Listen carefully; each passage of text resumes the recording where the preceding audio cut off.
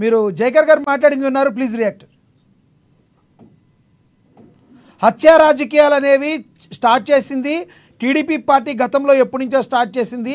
ఆ మాటకు వస్తే అన్నీ కూడా బయటికి తీయాలని మాట్లాడారు జైకర్ గారు. మీరు రియాక్ట్ కాండి ప్లీజ్. సుజాత గారు.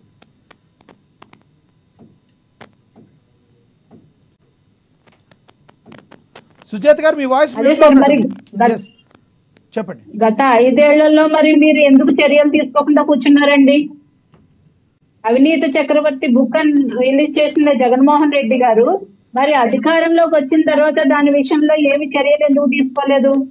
ఈ రోజు రెడ్ బుక్ అని భయపడుతున్న జగన్మోహన్ రెడ్డి గారు అప్పుడు అవినీతి చక్రవర్తి అనే బుక్ ని తీసుకెళ్లి ఎక్కడ దాచేశారు? ఎందుకు చర్యలు తీసుకోలేదు? మీ దగ్గర ఆధారాలు లేవా? అవన్నీ ఆధారాలు లేని ఆరోపణలా? చెప్పండి. ఈ రోజు మరి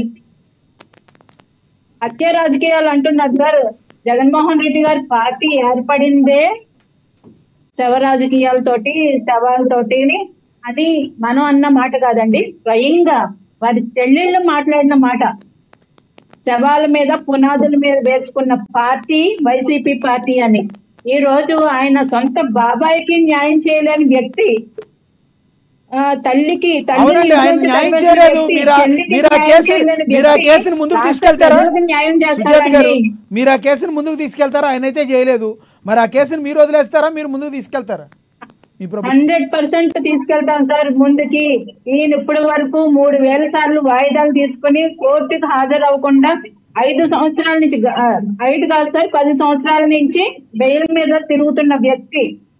అంటే జైలుకి బెయిల్కి మధ్య ఊగిసలాడుతున్న జీవితం జగన్మోహన్ రెడ్డి గారిది. ఏ రోజు వెళ్ళి జైల్లో పడతారో వాళ్ళకే గ్యారంటీలు ఇస్తారు. ఈయన ప్రజల గురించి ఇంత ప్రేమ చూపించేస్తున్న వ్యక్తి సొంత ఇంట్లో కుటుంబ సభ్యుడు వైఎస్ అభిషేక్ రెడ్డి, అతను చావు బతుకుల్లో ఉంటే ఇప్పటి వరకు ఆయన పరామర్శించిన పాపాను పోలేదు.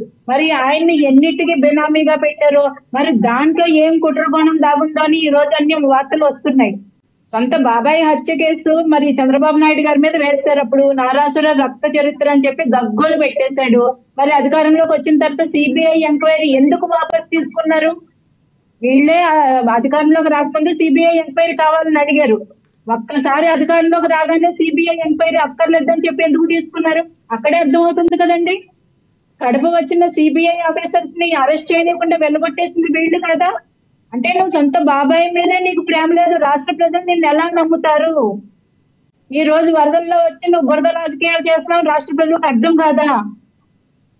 ప్రతి ఇంటికి కూడా నిత్యావసరాలు అన్ని అందిస్తున్న ఈ ప్రభుత్వం మీద వచ్చి నువ్వు అవాకులు చవాకులు పేరుతూ అక్కడికి వచ్చి పథకాల గురించి మాట్లాడతావా? ఒక పక్కన ప్రజలు అలో లక్ష్మణ అంటూ ఇల్లు కోల్పోయి, ఆస్తులు కోల్పోయి, ప్రాణాలు కోల్పోయి బాధలు పడుతుంటే అక్కడికి వచ్చి రాజకీయాలు చేస్తారా?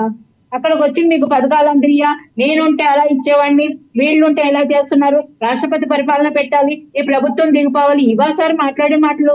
మీ ఇస్తారన్న ₹1 ఏమైపోయినాయండి? ఆ చెక్ ఎక్కడికి వెళ్ళిపోయిందండి? మీరు కోట్లు దోచేశారు గత 5 ఏళ్లలో. 1 కోటి ఇవ్వడానికి నీకు మనసు రావట్లేదు. స్వయాన 6 కోట్లు తన పదవిలో ఉండి కూడా 6 కోట్లు ఈ రోజు జనాల కోసం ఇచ్చిన పవన్ కళ్యాణ్ గారిని విమర్శించడానికి ఏ నైతిక అర్హత ఉంది జగన్మోహన్